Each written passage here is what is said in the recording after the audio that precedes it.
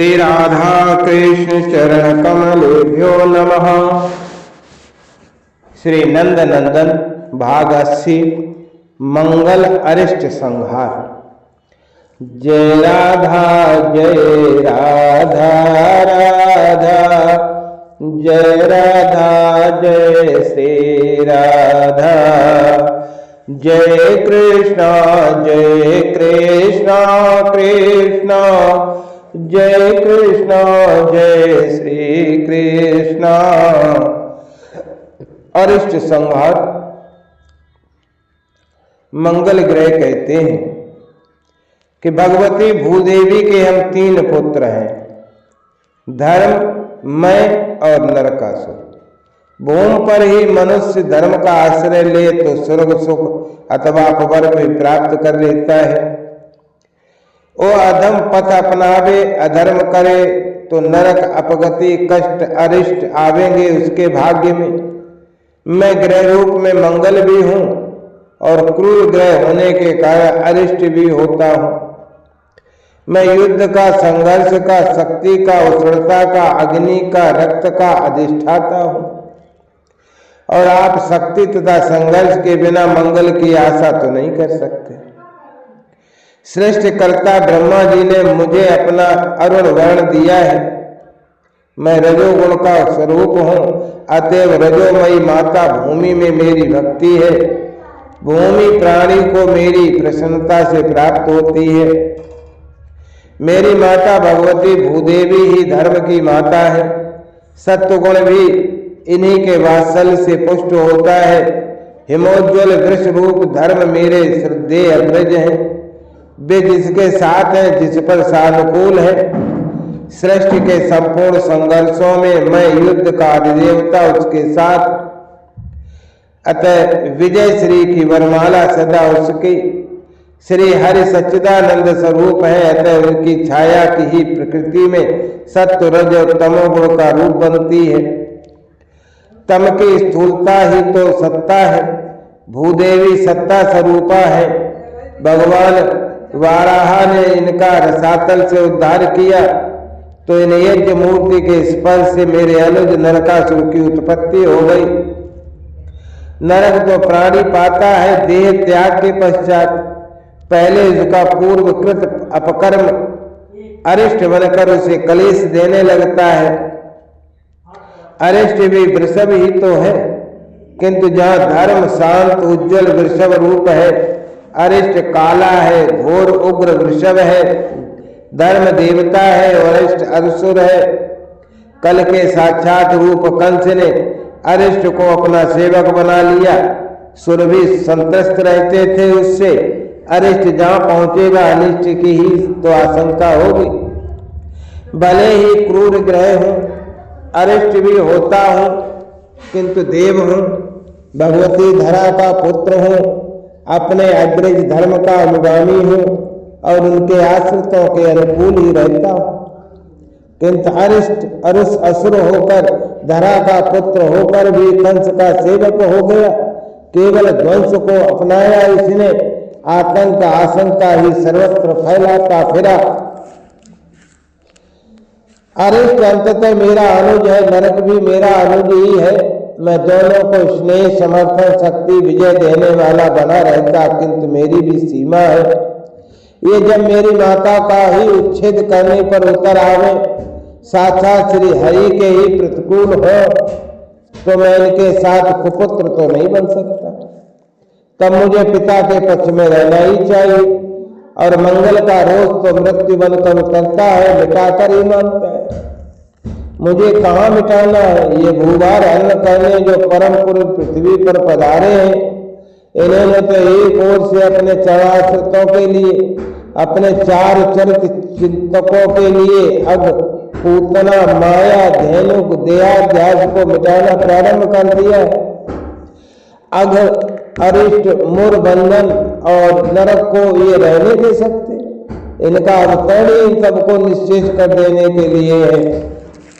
मैं इन श्री नंद नंदन के नवम स्थान में उच्च का होकर केतु के साथ स्थित हुआ।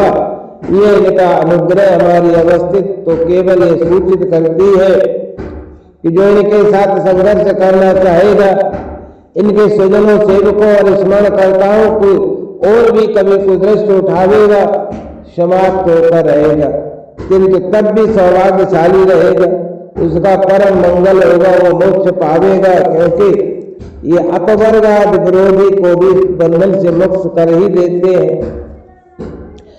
कंस लगभग हताश हो गया था, उसके सब कूट प्रयत्न विफल हो गए थे। ब्रज आकर पुनः कोई असुर बना नहीं रह सकता, ये सीधी बात उसकी समझ में नहीं आ रही थी। तो व्याकुल था, अरिष्ट ने स्वयं उसे आश्वासन दिया और अपने आप ही ब्रज की ओर चल पड़ा। अंततः बैल का बुद्धि से क्या था, वो भी असुर बैल, तामसी बुद्धि उसे क्या बतलाने वाली थी। अरिष्ट ने कोई छल नहीं किया, माया का आश्रय लेकर आने वाले मारे गए, ये जानता था। उसे अपनी महाकाया का अभिमान था। सचल काले पर्वत के समान काया ककुब को पर्वत समझकर मेघ उस पर उतर आते थे। इतना ऊंचा सुदृढ़ तीक्ष्ण श्रृंग अपने अहंकार में मत सूर्यास्त के लगभग 1.5 घंटे पश्चात नंद ब्रज के समीप पहुंचा। समय अपने सानुकूल चुना था इसने, क्योंकि रात्रि में असुरों का बल बढ़ जाता है। अगले खुरों से मानो पृथ्वी को खोद ही डालेगा, ऐसा उत्साह। मुझे क्रोध तो इसके इसी कर्म पर आ गया। ये संघर्ष करने आया, और जहां संघर्ष है मेरी दृष्टि तो वहां है ही। मैंने श्री ब्रजराज कुमार को सष्ट होकर असुर के साथ सटाष्टक योग साध लिया। इसमें इसके अष्टम भाव को अपनाकर भयंकर गर्जना, शान के किसी हड़कने से समता नहीं। मस्तक झुकाकर सींगों से पुर की बाएं रेखा का बाहर भाग फेंक दिया इसने। अरिष्ट आया तो कुछ अनंत अवश्य संभावी बन गया था। गोप व्याकुल हुए। गायों और वृषभों का समूह घोषणों के अर्गला तोड़कर वन की ओर भागा। अरिष्टासुर का सदा का स्वभाव, असुर क्यों देखे कि कौन सी गाय वृषभ कामा हुई है। वो तो गड़बड़ी सद्या प्रसूता सभी गायों को समान मानता रहा। गायों पर चढ़कर उनका गर्भपात कर देना, उन्हें असह पीड़ा देकर मार देना ही इसका व्यसन रहा। वृंदावन की वाहित रेखा सींगों से फेंककर गोस्तों के वक्र गिराने लगा। गाय उसके समीप आने से पूर्व ही भाग चली वन की ओर। गायों के पीछे कम ही भागा आज वो असुर। आज तो इसका काल हाथ लाया था। एक से दूसरे गोष्ठ के वक्र गिराता, हकड़ता, फपकारता, दौड़ता बढ़ रहा था। भागो सांड, असुर सांड आ गया। वो चिल्ला रहे थे, गायों वृषभों को भगा दो वन की ओर। तिब्बत में अब भी जंगली या चमरी जब कभी वहां के पशु पालकों के पास आ जाता है, महान आतंक उत्पन्न करता है। मनुष्यों कुत्तों के खुरों से खून खून कर मारता है। बंदूक की 14 से 20 गोली खाकर भी लड़ता है। मादा याद मिलने पर उन्हें लेकर लौटता है। अरिष्टासुर का गाय व्याकुल चिल्ला रही थी, वृषभ बछड़े सब भय क्रंदन करके भाग रहे थे। श्री ब्रजराज कुमार वन से लौट कर आए थे और सायंकालीन गोदोहन समाप्त करके अभी सखाओं के साथ व्यालू करने जा ही रहे थे। ये कोलाहल सुनते ही भवन से बाहर भागे। अरे नीलमणि, बेटा नीलमणि, कहाँ जा रहा है तुम? मैया ब्रजेश्वरी व्याकुल है, अभी व्यालू करना है, तनिक रोको। मैया अभी आया। चपल नंदन शाखाओं के साथ दौड़ गए। एक सांड आया, तनिक देख तो लो। सांड? कैसा सांड? ब्रजरानी की पुकार का कौन उत्तर दे? इस समय कोई सेवक भी समीप नहीं और गोप तो अभी गोष्ठ में है। सेविकाओं के साथ द्वार पर पहुंचकर ब्रजेश्वरी ठिठक गए। बालक किधर चले गए ये दिखता नहीं। पथ में गायों वृषभों का झुंड भागता जा रहा था और सब अचानक रुक गए। सब लौटकर स्थिर खड़े हो गए। भयाद पुकारने लगे। पशु न बनती और भाग पाते हैं और न आगे बढ़ने का साहस कर पाते। इनके कारण पथ अवरुद्ध हो गया। किसी सांड का भयानक हकड़ना सुनाई पड़ रहा है। गायों वृषभों बछड़ों के भागते दल के मध्य से बालक आगे बढ़े तो पशुओं ने इन्हें मार्ग दिया, परस्पर सटकर खड़े हो गए, पीछे मुड़ पड़े और सभी देखने लगे जिधर सखाओं के साथ इनके गोपाल दौड़ा चला जा रहा था। सांड कुछ दूर आगे गर्जना कर रहा था, पशुओं का ठट्ट पथ में पीछे भर गया था। उनसे कुछ पद आगे पहुंचकर श्री ब्रजराज कुमार ने सखाओं की ओर देखा, डरना मत, ये राक्षस है, मैं इसे बुलाता हूं। राक्षस है? बालकों ने इधर उधर देखा, अपने लकुट नंद गृह में ही छोड़ आए, अन्यथा चल इधर कोई सखा कुछ करे, कुछ सोचे। इससे पूर्व श्री कृष्णचंद्र ने ताली बजाई, वज्रपात निष्ठुर ताली का शब्द और उससे भी उनकी ललकार, अरे मूर्ख अधम, पशुओं और पशुपालकों को संतुष्ट करने से क्या लाभ, आज तेरे जैसे दुष्टों का दर्द दलन करने मैं यहाँ खड़ा, आज देखता हूं तुझे, आजा। बालकों ने भी ताली बजाई, भद्र के कंधे पर बाम भुजा रखकर नंद नंदन कुछ पद आगे आ गए, अग्रज की ओर केवल देख लिया। इस दृष्टि का तात्पर्य मैं समझता हूं, यह दृष्टि ही कह गई आज आप इस अरिष्ट के समन के लिए क्यों श्रम करें, मैं ही इसे समाप्त किए देता हूं, आप तनिक सखाओं को संभाल लें। असुर अरिष्ट ने यह कल शब्द और ललकार सुनी, वो इन्हीं को तो बोल रहा था, जैसे वृत्रहा इंद्र के करों से वज्र छूटा हो, इस वेग से मस्तक झुकाकर दोनों सींग सामने करके फुंकार करता, नथनों से फुहारे छोड़ता, लाल लाल नेत्र किए तो टूट पड़ा। सखा के कंधे से भुजा उठी और स्थिर शांत श्री ब्रजराज कुमार ने अरिष्ट के दोनों सींग करों में पकड़ लिए, बलपूर्वक उसे पीछे ठेलते चले गए और 18 पद तक ठेल कर फेंक दिया। चल। असुर वृषभ बड़े वेग से दौड़ आया था, ऐसा सींग पकड़कर पीछे ठेले जाने से लड़खड़ाने लगा था, इतने वेग से धक्का दिया गया था कि पीठ के बल गिरा, चारों पैर ऊपर उठ गए इसके। श्री नंद नंदन फिर पीछे हट गए, भद्र के कंधे पर बाम भुजा फैलाकर ऐसे खड़े हो गए जैसे कुछ किया ही न। बालकों ने हर्ष से ताली बजाई, सब हंस पड़े। असुर ने पैर फटकारे एक पार्श्व में झुका और खड़ा हुआ, बहुत क्रुद्ध हुआ, पूंछ उठाकर सिर झुकाकर नथने फुकाकर फुंकार करता फिरा, फिर छूटा।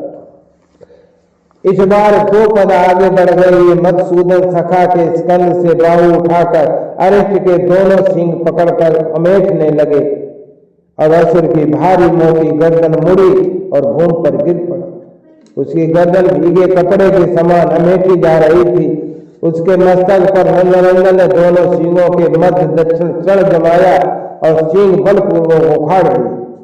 उन सींगों से पीट पीट कर मार दिया अरिष्ट को।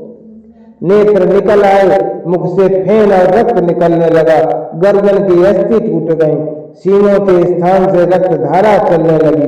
गोबर त्याग कर अपने ही रक्त में लथपथ अरिष्ट पैर पूंछ पटक फटफटा कर शांत हो गया। एवं भूमि पुत्र अरिष्ट अपने रक्त में सना भूम पर मरा पड़ा है। श्री कृष्णचंद्र ने अपनों के लिए सदा को मार दिया अरिष्ट को। मैं अपने इस अनुज पर गर्व कर सकता हूँ, यह अब गोलोक में ब्रजराज कुमार के गोष्ठ का महावृषभ बनने चला गया। क्या हुआ कि हाँ वह कृष्ण काय रहेगा, हिम धवल धम भी अब इसकी स्पर्धा कर सकता है। मैं मंगल तो रक्त प्रवाही हूँ, अरिष्ट के रक्त से चर्चित नंद नंदन का ये दक्षिण चरण मैंने देख लिया, जिसके मानस में इसकी किंचित छाया भी आवेगी। ये धरासुत मंगल सदा उसके सानुकूल परम मंगल प्रस्तुत करेगा। अरिष्ट तो मर गया, गोप कुमार अपने सखा को आलिंगन देने लगे। मधुमंगल कहता है, कनु तूने साड़ मारा, अतः स्नान कर और मेरे जैसे सम्मान्य ब्राह्मण को श्रद्धा सहित मोदक दान कर। अच्छा पंडित जी, आपकी सब बात तो ठीक है, किंतु सुबल हंसने लगा। आपको आज साड़ का दान स्वीकार करना चाहिए। साण? मधुमंगल मरे काले अरिष्ट को सवै नेत्रों से घूरता है। साण महर्षि साधिंज को दे देना, मैं केवल मोदक से संतुष्ट हो जाऊंगा।